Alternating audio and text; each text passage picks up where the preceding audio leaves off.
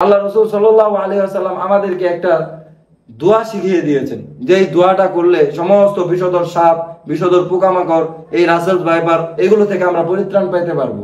সেই দোয়াটা কি? সেই দোয়াটা হলো আউযু বিকালিমাতিল্লাহি তাম্মাতি মিন শাররি মা খালাক। আউযু বিকালিমাতিল্লাহি তাম্মাতি মিন শাররি মা খালাক।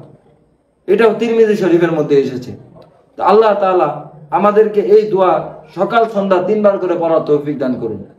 হযরত আয়েশা রাদিয়াল্লাহু তাআলা আনহা হতে বর্ণিত হাদিসটা হলো এরকম যে আন আয়েশা রাদিয়াল্লাহু তাআলা আনহা قالت আন্না রাসূলুল্লাহ সাল্লাল্লাহু আলাইহি ওয়াসাল্লাম আমারা বিকতলি জিদ্দি ফিআতাইনি ফাইন্নাহু ইয়ালতামিসুল বাসরা ওয়া ইউসিবুল হাবাল।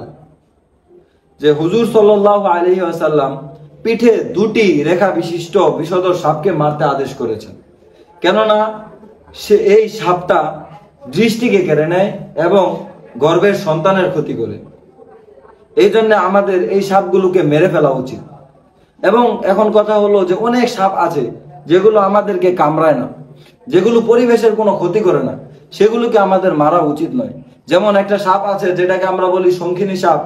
এই সাপটার কাজ হলো বিষধর সাপগুলোকে খেয়ে ফেলা। যদি এই সাপটা থাকতো তাহলে আজকে এই রাসেল ভাইপারের এত আতঙ্ক আমাদের কাছে ছড়িয়ে পড়তো না। আমরা না বুঝে বিষধর সাপ মনে করে যে সাপের বিষ নেই সেই সাপগুলোকেও আমরা মেরে ফেলছি।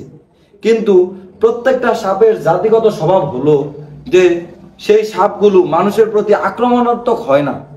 সেই সাপগুলো প্রথমে মানুষকে কামড়াতে আসে না। সেই সাপগুলো সবসময় মানুষ থেকে দূরে থাকার চেষ্টা করে।